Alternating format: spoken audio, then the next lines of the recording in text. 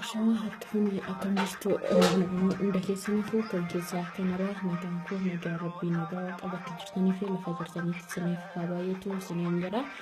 Akkam jirtu bakka jiraattan isiniin jedha. Har'a akka nama tokkotti akka nama Oromoo tokkotti yaada xiqqoo qaba yaada koo ibsachuu barbaada. Kunis maalidha jettanii yeroo ammaa kana keessatti ilmaan Oromoo biyya keessaati bilisummaa jecha wareegama qaqqaalii akkasuma lubbuu isaanii kennaa jiru jechuudha. Haa ta'uutii gama biyya keessaatiin haalonni qabsoo ittiin deeman akkuma gaarii ta'aa jirutti gama biyya alaa keessaatiin hanqina inni qabnu. Hanqina qabnu sanarraan ka'ee diinni harka nutti naqatee nu arrabsaa jira jechuudha. Keessumaa dhaamsinaan isinii dhaamu kan ilmaan Oromoo taate kan intal Oromoo taate kan dhimmi Oromummaas keessa jiraatu taate namicha yooni maamaamoo eenyu jettan sana dhugaa jechi inni jedhu jecha nama siin geggeessu jecha onnee namaa tuqu jecha ilmaan Oromootiin jedhamu hin qabne jecha takkaan nuun jedhamu hin qabne kan nuun jedhamaa jiru jechuudha. Kan ammoo maaltu nutti fidee tokkummaa dhabuu keenya waliigaltee dhabuu keenyadha kan kana hundumaa nu hojjete jechuudha. Har'a utuu nuti waliigaltee qabaanne utuu nuti tokkummaa qabaanne diinni nu harkaa nyaatee deebi'ee har'a nu nyaatu jechuudha. Namicha kana takkitu waa'ee amantii waliin gorsa takkitu immoo waa'ee Oromoo irra dubbata takkitu waa'ee Amaaraa dubbata har'a immoo keessa bahee jechi inni jedhu akka nama Oromoo tokkotti akka intala Oromoo tokkotti dhugaa baay'ee tokko nama siin geggeessa baay'ee tokko nama jibbisiisa. Maaliif jechi kun kan nuun jedhamu otoo nuti tokkummaa qabaanne otoo nuti jaalala qabaanne jechuun akkasii nuun jedhamu hin qabu jechuudha. Har'a diinni nu harkaa nyaate deebi'ee nu nyaata. Kana hundumaa immoo kan nutti fidee tokkummaa dhabuu keenya jaalala waliif dhabuu keenya jechoota hin taane jechoota hin mul'anne lafuun keessaa qoffurree kaanee deebinee ofii keenyaa diina walitti taanee diina deebinee diina ofirratti cimsaa jirra jechuudha. Har'a sanyii Minilik namichi kun deebi'ee yaada akkasii ilmaan Oromoo irratti kaasa. Dheengadda maal jechaa ture? Ilmaan Oromoo irra dubbachaa ture. Deebi'ee amantii waliin laaqaa ture. Sheer gootu laayik gootu. Maalsaa simmararee sheer gootu? Maalsaa simmararee laayik gootu? Otoo ilmi Oromoo tokko waa'ee tokkummaa ilmaan Oromoo dubbateeti sheeriif laayikii hin hojjettan jechuudha. Har'a garuu Amaarri tokko otoo as baatee dubbatte akkasuma wanti Oromoo walitti naqu tokko otoo as bahamee dubbatameeti haalli isin ittiin sheer gootan haalli isin ittiin laayik gootan nama ajaa'iba. Garuu otoo waa'ee tokkummaa tokko waa'ee wanti ilmaan Oromoo walitti fidu tokko dubbatameeti namni waan kana garagalee ilaalu hin jiru jechuudha. Oromoo hanga yoomii wal dhiibna hanga yoomii wal aana. Maali nuti xiqquma hin yaannu? Keessumaa kan biyya alaa keessa jirtan immoo xiqqoodhuma mee bakka jirtan eessan jira ilmaan Oromoo eessa jiru inni biyya keessa eessa jira inni biyya alaa keessa immoo eessa jira jedha. Inni kaan alaabaadhaan wal nyaattu inni kaan dhaabaa wal nyaattu inni kaan kutaadhaan wal nyaattu. Sadarkaan amma nuti irra jirru sadarkaa kutaas miti sadarkaa alaabaas miti sadarkaa diina ofirraa faccisuuti. Wanti hundumtuu yeroo inni qaqqabamu yeroo inni danda'amu bilisummaan boodadha.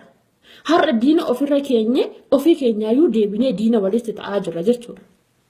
Nutuu deebinee diina walitti ta'aa jirra diinni akkamittiin nurraa bu'a. akkaataa kanaan akkaataa nuti diina ofirraa buusu.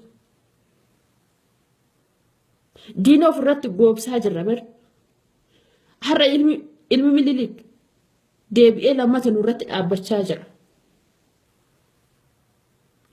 Otoo har'a ilmaan Oromoo biyya keessaati waa'ee tokkummaa, waa'ee jaalalaa fi kabaja waliif qaban otoo ija keenyaan ilaalaa jirru.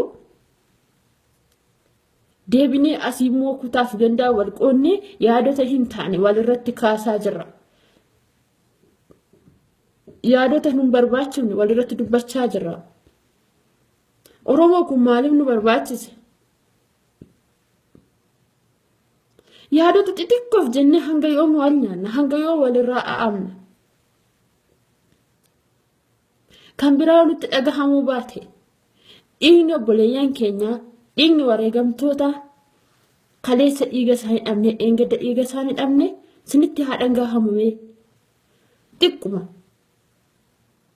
Gama biraatiin dhugaa namni ilma Oromoo taate, intala Oromoos taate viidiyoo namicha Yoonii Maanyaa jedhan sina sheer gootan dhiigni hundumaan Oromoos naa gaafatu jechuudha.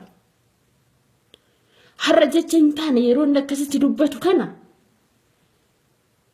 warroonni naa kan biratti baatanii dubbattan akkasuma namoonni isin wajjiniin achi keessa jirtan isa biyya keessaa yoo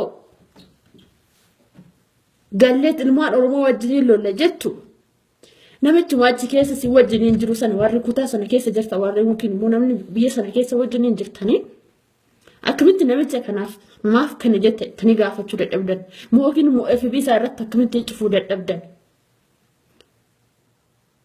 Otoo ilmi Oromoo tokko waa'ee tokko maas bahee dubbateeti har'uma FB irratti cuftu jechuudha. Garuu kan diinaa sin marara, kan keessan sin marara maaliif akka ta'e naaf galuu dide. Hanga yoomii hangi nuti wal nyaannu, hanga yoomii hanga diinni nurratti deebi'ee nu nyaatu. Diinni har'a nu harkaa nyaatee deebi'ee nu nyaachaa jira. Diinni har'a nu harkaa dhugee nyaatee nurratti deebi'ee goobee wantoota adda addaa nurratti raawwachaa jira. Har'a immoo jecha hin taane, jecha hin barbaachifne yeroo akkasitti viidiyoo waraabee namichi kun ilmaan Oromootiin akkas jedhu mee maaltu isinitti dhagahama? Mee xiqquma yeroo yaadda maaltu isinitti dhagahama? Ijoo kan diinaa gubanna moo kan nuti wal gubnu gubanname? Ani naaf galuu dide. Inni kanas goota jedha, inni kanachi maal jedha? Mee Oromoo kutaa 11 keessatti Oromoon yeroo ammaa kana keessatti rafee bulu eenyudha? Oromoon kutaa 11 keessatti Oromoon qabsoo kana keessatti hin hirmaanne eenyudha? Kan kutaan kun goota, kutaan kun goota. Takkatu Arsiidha Wallaggadha eessadha jettanii waan nyaattu. Mee hamma kana isa kana dhiisaati tokkummaa uummadhaa, tokkummaa uummanni. Hanga yoomitti garboomna, hanga yoomitti harka diinaa jala bulla. Hanga yoomitti diinaan nyaatamna. Nutis wal nyaanna, diinnis nu nyaata. Akkasitti kan bilisummaa fi nu dhiisaati Minilik lammaffaa, Minilik sadaffaa deebisnee ofirratti dhaabaa jira jechuudha. Kanaafuu mee xiqquma ilmaan Oromooti haayaan kan biyya keessa jiraniif, kan biyya keessatti dhiiga isaanii dhangalaasanii bineensaan nyaatamaa halkan riba dhabanii guyyaa oolmaa dhabanii bakka arganitti harcaa jiran, bakka arganitti nyaatamaa jiran. Har'a otoo nuti tokkummaa qabaanne, otoo nuti kabajaaf jaalala waliif qabaanne, otoo wal dhageenye, otoo dubbii jijjiiruu baannee yaadota hin taane walirratti kuusuu baannee yaada tokko qabaannee waliin deemna ta'aateeti dhonaqaata Oromiyaan bilisoomne. Har'a ilmi dhiiraa tokko yookiin ilma Oromoo tokko otoo waa'ee tokkummaa dubbateeti yaada isaa gara hin taanetti faallessitu yookiin immoo gara kutaatti yookiin immoo gara gandaatti faallessitu. Yeroo namichi akkasitti isin arrabsu kana mee waan isinitti dhagahamu? Waan isinitti dhagahamu maalidha? Jecha hin taane, jecha hin barbaachifne yeroo diinni deebi'ee dura numa fakkaatee numa nyaatee numarraa dhugee numarraa nyaatee har'a deebi'ee yeroo jechoota akkasii jedhu, yeroo jechoota akkasitti fayyadamu mee numaatti nutti dhagahama?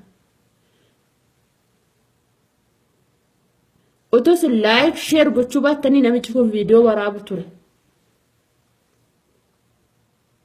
Kanumaan akka waan inni waan gaarii dubbatee akka waan inni ilmaan Oromootiif waan gaarii dubbatee akka waan inni tokkummaa ilmaan Oromootiif dubbatee diina nu keessa galee nu nyaachaa jiru sin immoo deebistanii share like irratti gootu. Oromoo xiqqumamee eessa jirraa bakka kam jirraa? Ilmi Oromoo biyya keessaatii qabsoo isaa haala gaariin gaggeeffachaa jira. Qabsoo isaa irratti cichee bilisummaaf jecha bilisummaa Oromiyaaf jecha kan inni wareegamaa jiru. Garuu inni biyya alaa keessa jirtu biyya alaa keessa kan jirta yeroo jedhu immoo hunda keessa otoo hin ta'in saree dhumti Oromoo fakkaattee Oromoo keessa teessee Oromoo nyaachaa jirtu ni jirti. Kun immoo har'aaf nu nyaatta malee har'aaf waan argite Oromoo irratti olola oofta malee har'aaf kutaa odeessita har'aaf ganda odeessita malee yoo milleetti milkooftacha ifama yoo milleetti milkooftachuudha. Kuni yaadota hin taane yaadota badaa tokko jechuudha. Har'a waa'ee kanaa moodestanii waa'ee kutaaf ganda odeessitanii borummoo kan biraa fudhatu jechuudha. Kuni yaadota tasumallee nurraa hin barbaachifne. Mee har'a yeroo diinni akkasiin jedhu sinin maaltu sitti dhagahama. Kana hundumaa kan nu jechisiisu immoo kana hundumaa kan nurratti fide immoo tokkummaa fi jaalala dhabuu keenya kutaa wal qooduu keenya gandaa wal qooduu keenya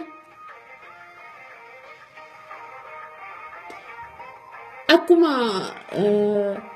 wanni cirriidha wal nyaachaa oolu kanuma kan kana arraba nurratti fide jechuudha.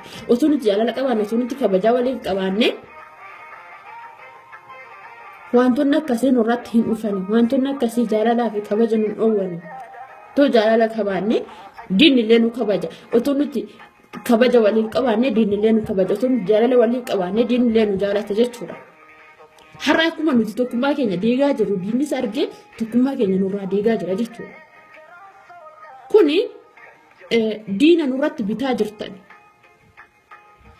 Ilmaan Oromoo kalaas nu gaha. Hanga yoomi hangi nuti waan nyaannu mee tokkummaa keenya uumne diina dura haa dhaabbannu.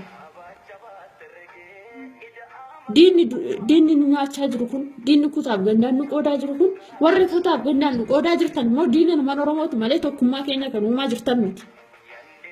Oromoo dhufa fakkaatanii deebitanii nullee nyaachaa jirtan. Dhiigni obboleeyyan keenya sinitti illee dhagahamuu dadhabe otoo Oromoodha dhuguma Oromoo taate dhiigni obboleeyyan keenya kan dhangala'aa jiru kan dhangala'ee darbe sitti dhagahamuu qaba malee waa'ee kutaaf gandaa hin odeessite akkasuma waa'ee alaabaa waa'ee dhaabaa hin odeessite turte. Kanaafuu mee jaalalli xiqqoo jidduu keenyatti taa'umamu kabajni jidduu keenyatti taa'umamu siniin jedha. Galatooma bakka dogoggora qabuuf yoo bashaa siniin jedha firaabula.